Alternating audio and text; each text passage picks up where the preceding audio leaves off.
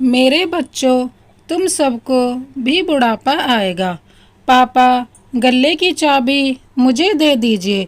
ग्राहक आते हैं तो हिसाब करना पड़ता है और आपसे रोज रोज पैसे लेना अच्छा नहीं लगता है।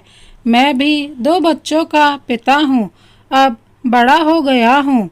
आप तो दुकान पर तो आते नहीं हैं, बस गल्ले में ताला लगाकर रख आते हैं और रोज मंगवा लेते हैं। उसमें कितना नफ़ा आता है मुझे तो पता ही नहीं चलता है। रमाकांत जी का बड़ा बेटा रोहन कहता है। बड़े भाई को देख छोटा बेटा नमन भी कहता है, पापा, क्या आपको हम पर विश्वास नहीं है क्या? हम कौन से रुपए अपनी जेब में भर लेंगे। अब दिन रात भैया के साथ मैं भी दुकान पर लगा रहता हूँ। लोग बातें बनाने लगे हैं कि आपको अपने ही खून पर विश्वास नहीं है। रमाकांत जी दोनों बेटों की बात सुनते हैं और रुपयों का गल्ला अपने साथ कमरे में ले जाते हैं और कमरा बंद कर लेते हैं। देखिए भैया, पापा को कितना भी सुना दो, इन्हें कोई फर्क नहीं पड़ता। मोटी चमड़ी के हो गए हैं। मम्मी ज़्यादा ही शक करने लगी हैं। हमारी तो कोई इज्जत ही नहीं है। नमन झल्लाकर बोला। रमाकांत जी के जाने के बाद, नमन तू परेशान मत हो, मैं कोई ना कोई इंतजाम करता हूँ। आखिर अब हमारा भी घर परिवार है और हम पापा से महीने पैसे मांगते हुए अच्छे थोड़ी लगते हैं। हमें भी हाथ फैलाना अखरता है। मैंने और तेरी भाभी ने एक योजना बनाई है, मैं जल्दी ही तुझे बताऊंगा। और रोहन भी कमरे में चला जाता है। दोनों की पत्नियां खाना बना लेती हैं और रमाकांत जी भी खाने के लिए बैठ जाते हैं। उन्होंने खाना देखा तो फिर बोले, नमिता बहू, आज मूंग की छिलके की दाल क्यों नहीं बनाई है? मैं रोज रात का खाना उसी से खाता हूँ। मुझे वो दाल जल्दी से पच भी जाती है। तभी छोटी बहू रंजना सामने रोटी रख देती है। बहू, ये रोटी में थोड़ा सा घी लगा है। कितनी बार कहा है, मुझे अच्छा घी खाने की आदत रही है। घी लगाने से रोटी नरम पड़ जाती हैं, दांतों से चबाने में आसानी होती है। पापा, एक तो आपकी बहुओं ने गर्मी में खाना बनाया है, अब जैसा बन गया है खा लीजिए, इतना क्यों परेशान कर रहे हो? रोहन ने बैठते हुए कहा। तभी नमन भी बोलता है, और क्या, आपकी जितनी सेवा हमारी पत्नियां कर रही हैं उतनी तो किसी और की नहीं होती होगी। आपको सब सिर पर बैठाकर रखते हैं तो आपके ज़्यादा ही नखरे हो गए हैं। उसने भी फटकार लगाई। रमाकांत जी से ये सब सहन नहीं हुआ। वो चुपचाप खाना छोड़कर अपने कमरे में आ गए। पीछे से बहू नमिता की आवाज़ आती है, अब कोई बच्चे हैं जो मनाकर लाएं। इतनी उम्र हो गई है फिर भी समझ नहीं है। जो जो पापा की उम्र बढ़ रही है वैसे वैसे नखरे बढ़ रहे हैं। अब घर बार संभाले या आपके पापा के नखरे उठाएं, ये तो हमारे बच्चों से भी ज़्यादा परेशान करते हैं। रमाकांत जी कड़वे घूंट पीकर रह जाते हैं। आज तो उनका कलेजा छलनी छलनी हो गया। बेटे तो बेटे, बहुएं भी कड़वा बोल देती हैं। अपने ही बच्चे ऊंचे स्वर में बात करें और खुद अपने पिता का अपमान करें, इससे बड़े दुख की बात और क्या होगी। माँ होती तो रोकर दिल को हल्का कर लेती, पर पिता होना भी बड़ा मुश्किल है। मन को पत्थर बनाकर रखना होता है।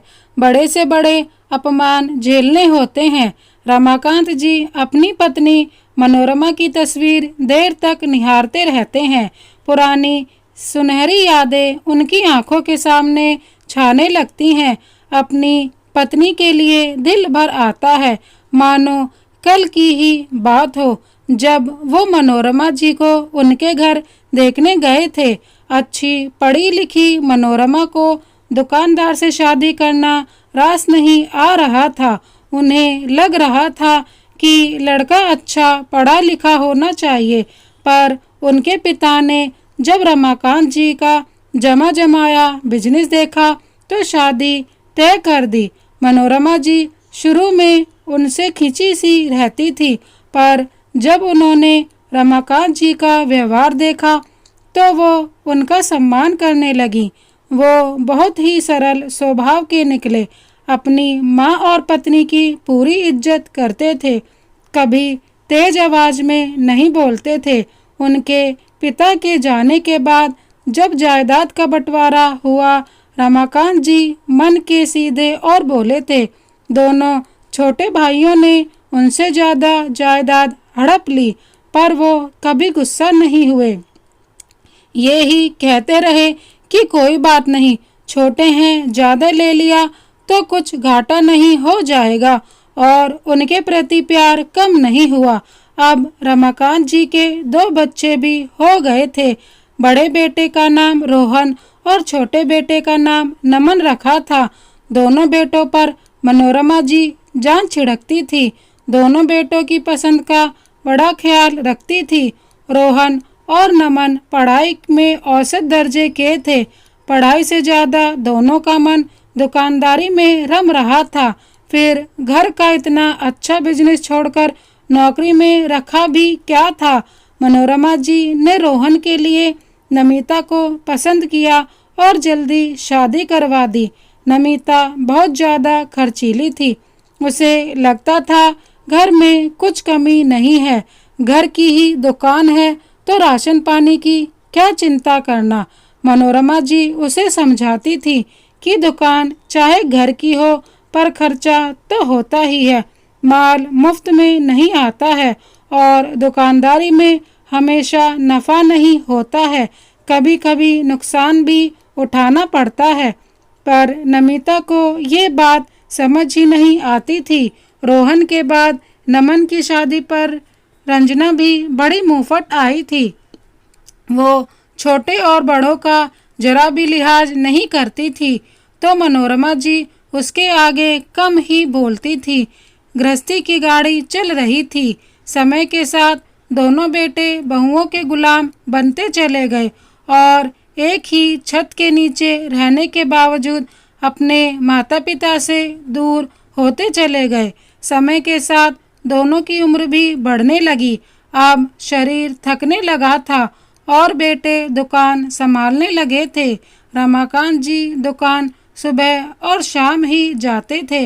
अभी भी दुकान का लेन देन, नफ़ा और नुकसान सब वो ही संभालते थे। सुबह वो नौकर के साथ जाकर गल्ला रख आते थे और रात को गल्ला उठवाकर ले आते थे। दोनों बेटे बहू इसी बात से नाराज रहते थे। मनोरमा जी अपने पति का सीधा स्वभाव जानती थी। ये सब मनोरमा जी ने ही अपने पति को सिखाया था। उन्होंने तो अपने छोटे भाइयों की तरह दोनों बेटों पर विश्वास किया, लेकिन मनोरमा जी नहीं चाहती थी कि उनके जाने के बाद उनके पति को बेटे बेघर कर दें और उन्हें अपमानित करें। कैंसर के अंतिम चरण में थी। उन्होंने जाते जाते पति से वचन लिया कि वो बेटे और बहू के आगे कमज़ोर नहीं पड़ेंगे और दुकान जीते जी उन्हें नहीं देंगे, और सदा के लिए दुनिया से चली गई। मनोरमा, तुम क्यों चली गई? साथ रहने का वादा था और बीच रास्ते में ही चली गई। वो अपनी पत्नी की फोटो निहारते निहारते सो गए। अगली सुबह वो जब उठे तो देखे घर में हल्ला मच रहा था। दोनों बहुएं अपना सामान लेकर खड़ी थीं और बेटे उन्हें मना रहे थे। नमिता, तू चली गई तो ये घर और बच्चे कौन संभालेगा? मैं अकेला रह नहीं पाऊंगा। रोहन कह रहा था, रंजना, तेरे जाने के बाद मेरा क्या होगा? खाना कौन बनाएगा? तुम अपने पापा को कह दो कि हम पर हुक्म नहीं चलाएं। ये हमें ऐसे ही परेशान करेंगे, रोज खाने में मीन मेक निकालेंगे, तो हम दोनों यहाँ नहीं रहेंगी। नमिता ने कहा, पापा, अब आपकी उम्र हो गई है और मेरी पत्नी आपसे परेशान हो चुकी है, तो आप ये घर छोड़कर गांव वाले पुश्तैनी मकान में रहने को चले जाओ। बड़े बुजुर्गों का काम है, वो घर में शांति और सुख बनाए रखे। रमन ने बेशर्मी से कहा, हाँ पापा, आप गांव क्यों नहीं चले जाते? माना वो घर खंडर हो गया है, पर आपको अब करना क्या है और कितना जीना है? जीवन का अंतिम समय आप वहां जाकर भगवान का नाम लेकर गुजारें और हमें चैन से जीने दो। नमन चिढ़कर बोला। तभी नमिता बोली, ये घर से क्यों जाएंगे? इन्होंने तो हमें परेशान करने की ठान रखी है। मम्मी जी के साथ ये भी चले जाते ताकि घर में शांति तो बनी रहती। ये सुनते ही रमाकांत जी अंदर तक हिल गए, पर उन्होंने धैर्य बनाए रखा। बेटा रोहन, मैं इस उम्र में कहाँ धक्के खाऊंगा? वो घर जो खंडर हो गया है अब रहने लायक नहीं रहा है।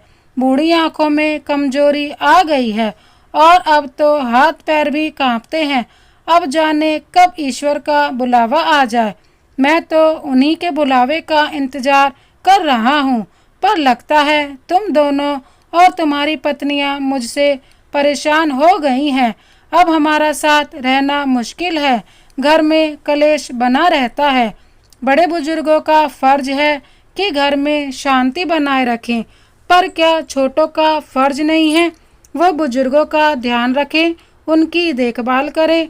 नमिता और रंजना, मैं तुम दोनों से पूछता हूँ, तुम अपने बच्चों और पति की पसंद का ख्याल रखती हो, उनकी पसंद का खाना बनाती हो, तो क्या बूढ़े ससुर को 2 समय का खाना नहीं दे सकती हो? हाँ, तुम्हें तकलीफ होती होगी, तो मैंने भी निर्णय लिया है। अब हम अलग हो जाते हैं। ये घर और दुकान मेरी है। मुझे अफसोस होता है कि तुम दोनों बेटों को पालने से अच्छा मैं किसी जानवर को पालता तो वो वफादारी तो निभाता। तुम सब अपने बच्चों और पत्नियों को लेकर गांव वाले खंडर में चले जाओ। गरम खून है, कुछ न कुछ जुगाड़ करके खाना कमा ही लोगे, ताकि तुम सब शांति से जी सको और मैं भी शांति से जी सकूं। अब रोज रोज के ताने बर्दाश्त नहीं होते हैं। जिसके घर की छत के नीचे तुम सबको आसरा मिला है, तुम उसी जन्मदाता और पालनकर्ता का अपमान करते हो। जिस दुकान का तुम खाते हो वो दुकान मेरी मेहनत का नतीजा है, और उसी दुकान के मालिक को 2 मुट्ठी दाल नहीं मिलती है। तुम दोनों से अच्छा है मैं दुकान पर 2 नौकर रख लूँगा और बैठे बैठे खा लूँगा। रमाकांत जी की बातें सुनकर चारों हक्के बक्के रह गए। वो समझते थे कि पापा तो सीधे साधे हैं, वो चुपचाप घर छोड़कर चले जाएंगे, लेकिन मनोरमा जी को पता चल चुका था कि उनके जाने के बाद रमाकांत जी अकेले पड़ जाएंगे। तो उन्होंने वचन लिया था, रमाकांत जी उसे ही निभा रहे थे। पापा, आप ऐसा कैसे कर सकते हैं? हम इस उम्र में कहाँ जाएंगे? बच्चों की फीस और खाने पीने का भी तो खर्चा है। आपने एक पल के लिए भी अपने बेटे बहुओं और पोते पोतियों के बारे में नहीं सोचा। रोहन ने कहा, हाँ पापा, ये घर और दुकान हमारा ही तो है। आप हमें इससे कैसे बेदखल कर सकते हैं? नमन ने कहा, मैं अभी जीवित हूँ और इन सब पर मेरा हक है। तुम सब मेरा ध्यान नहीं रख सकते हो तो इस घर से निकल जाओ और अपना इंतजाम कर लो। तुम्हारे भी बच्चे हैं, कल को तुम्हें भी बुढ़ापा आएगा और तुम्हारे बच्चे भी तुम सबको घर से निकाल दें तो तुम्हें कैसा लगेगा? माता पिता बच्चों को पालने में खुद खर्च हो जाते हैं और बच्चे उन्हें बुढ़ापे में 2 समय की रोटी भी खरी खोटी सुनाकर देंगे तो उनके दिल पर क्या गुजरेगी? मेरी जगह तुम अपने आप को देखो। क्या तुम सभी भी मेरे जैसा ही बुढ़ापा चाहते हो? मैं और मनोरमा ने ये सपनों का घर बनाया था, इसे ऐसे कैसे छोड़कर चला जाऊं? यहाँ के कोने कोने में मेरी मनोरमा बसती है। तुम सबने कितनी आसानी से कह दिया कि यहाँ से चले जाओ। मेरे मन की पीड़ा और दुख का तुम्हें अंदाजा भी नहीं है। रोहन और नमन की आंखें खुल गईं। नमिता और रंजना को भी अपने व्यवहार पर शर्मिंदगी महसूस हुई। दोनों बेटे और बहुओं ने उनसे माफ़ी मांग ली और घर में रहने देने की अनुमति मांगी।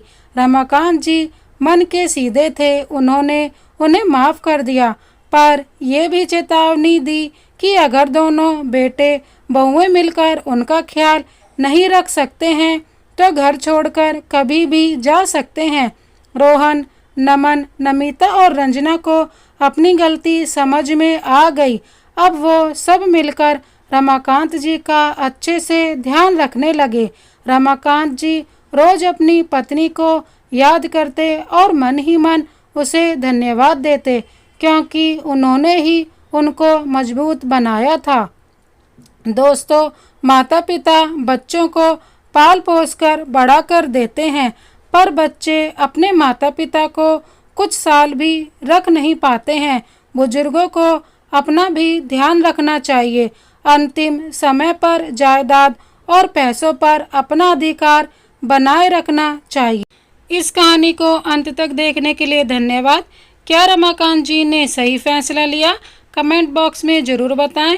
इस कहानी को ज़्यादा से ज़्यादा शेयर कीजिए। इसी तरह की कहानी देखने के लिए हमारे चैनल को सब्सक्राइब कर बेल आइकन को प्रेस कर दीजिए। Thank you so much. Vande Mataram.